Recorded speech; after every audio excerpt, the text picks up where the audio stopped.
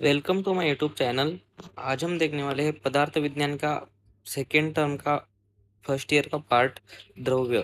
द्रव्य चैप्टर को हम डिटेल में देखने वाले हैं। द्रव्य टाइटल के में हमको तीन चीज़ें पढ़नी है। एक तो बेसिक्स, द्रव्य का क्लासिफिकेशन, डेफिनेशन, वो चीज़ें।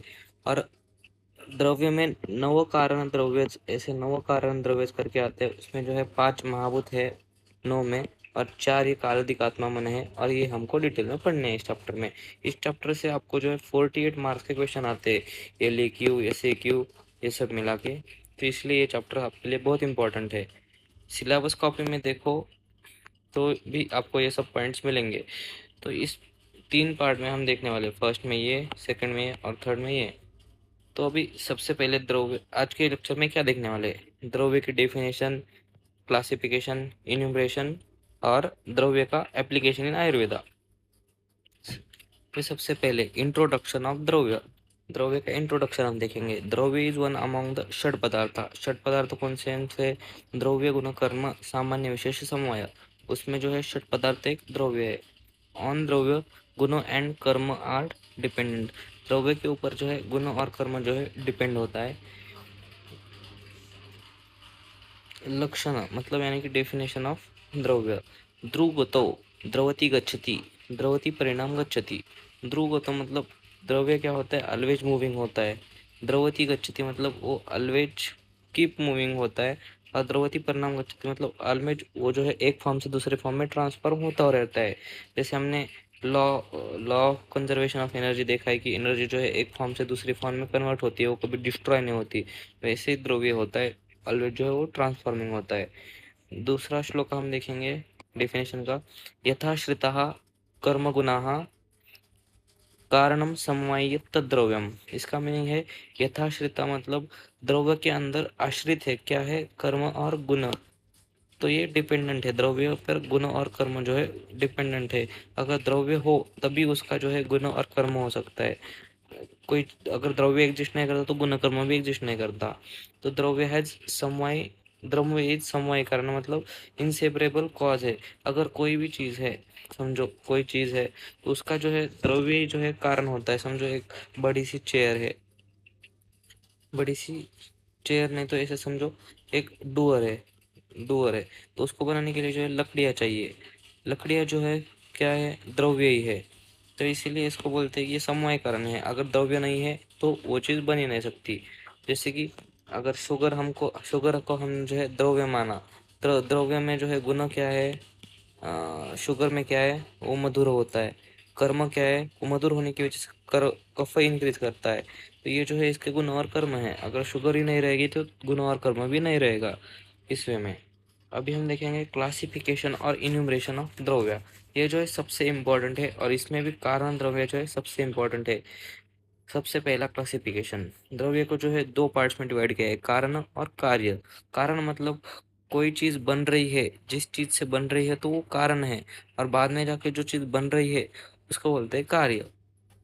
तो नव कारण द्रव्य है, इसको जो है बोलते हैं नव कारण द्रव्य, क्योंकि ये जो है 9 है। ये जो है बहुत इंपॉर्टेंट है। नव कारण द्रव्य, इनको आपको याद रखना है। ये क्या क्या है? इनको हम कॉजल सब्सटेंस बोलते हैं। 5 महाभूत है, ये हुए 5, और ये 4 काल, अधिक, आत्मा, मनस, ये 4 टोटल मिला के हुए 9 कार्य द्रव्य। अभी ये कारण द्रव्य से जितने भी बनी हुई चीजें हैं हमें जो आसपास दिखती है, वो जो है बहुत सारी है, इन्यूमेरेबल है। तो जैसे बॉल, बैट, बुक, इटीसी, ये जो है कारण द्रव्य से बनती है। कोई भी चीज देखोगे आप, पंचमहाभूत से बनी हुई मिलेंगी आपको। तो ये जो है कार्य द्रव्य है। इसमें भी दो टाइप से कार्य द्रव्य के, चेतन और अचेतन। चेतन मतलब लिविंग होते हैं वो चीजें। हम हमारे बॉडी में जो है 5 महाभूत है, काल्दिक, आत्मा, मन है। अचेतन द्रव्य मतलब जो नॉन लिविंग है, जैसे कि पंच महाभूत से बनी है, डूअर, ये सब चीजें यहाँ पे लिखी हुई ये।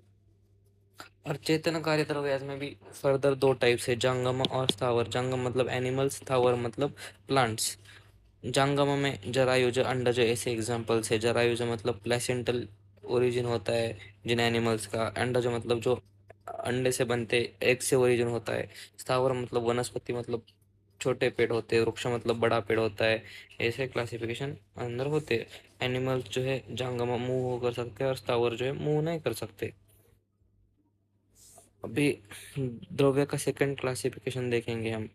सेकंड, इससे पहले हम देखेंगे कि अकॉर्डिंग टू वैशिष्टि का दर्शन क्या होता है। पृथ्वी जल अग्नि वायु जो है, ये जो है चार महाभूत है। इसका जो है परमाणु रूप मतलब इन महाभूतों के जो परमाणु मतलब एटम्स होते हैं ना, एटम्स छोटे छोटे, वो जो है कारण द्रव्य है।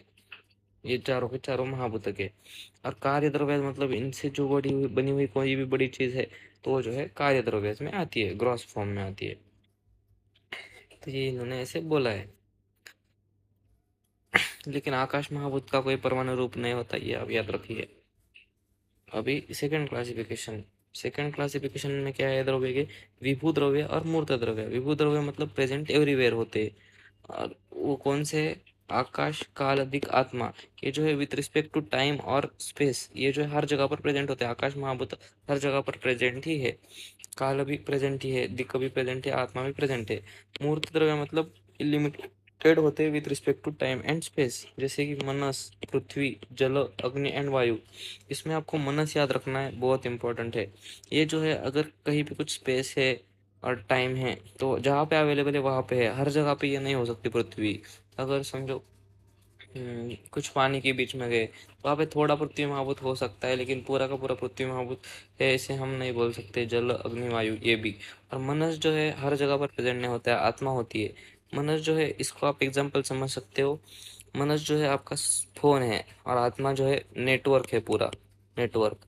तो आत्मा जो है हर जगह पर प्रेजेंट है, नेटवर्क, लेकिन इसको जो है एक्सेप्ट करने वाली कौन है? मनस है। ये आपके बॉडी में प्रेजेंट होता है, तो ये हर जगह पर प्रेजेंट होता है, इसलिए इसको मूर्त द्रव्य बोलते हैं।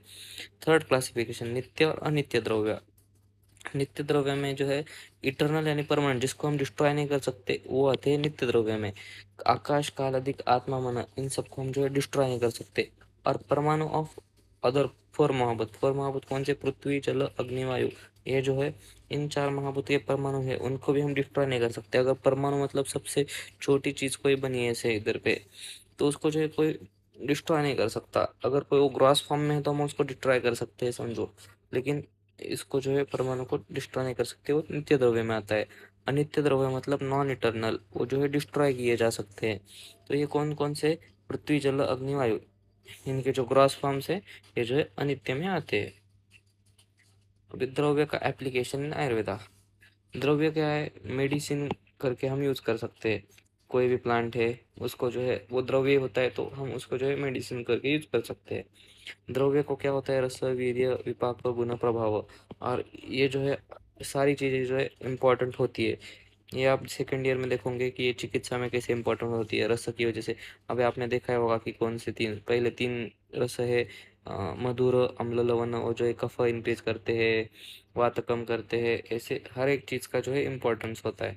द्रव्य औषधि, द्रव्य जो है औषधि के फॉर्म में यूज करते हैं। कषाय मतलब संहिता के सेकंड चैप्टर में आप डिडक्शन देखेंगे, इसको आप बोलते हैं कषाय। स्वरस मतलब जूस, चूर्ण मतलब पाउडर, कल का मतलब बीच जो है लेप होता है ऐसे। अभी यहाँ पे जो है श्लोका है। बहुकल्प मतलब डिफरेंट फॉर्म के द्रव्य होते हैं, यानी कि मेडिसिन होते हैं। बहुगुण मतलब उसके प्रॉपर्टीज भी बहुत होते हैं। संपन्न मतलब available and capable to treat disease होते हैं। और सुटेबल टू ट्रीटमेंट यानी कि योग्यम औषधम। ये जो है श्लोक अष्टांग हृदय के चिकित्सा चतुष्पाद का श्लोक है, उसमें जो द्रव्य के चार गुण बताए हैं, तो ये है। तो ये जो है एप्लीकेशन हुआ द्रव्य का। तो आज के वीडियो में हमने इतना देखा।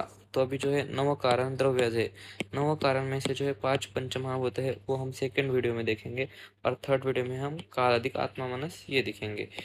काल अधिक आत्मा मनस ये बाद में देखेंगे। तो थैंक यू।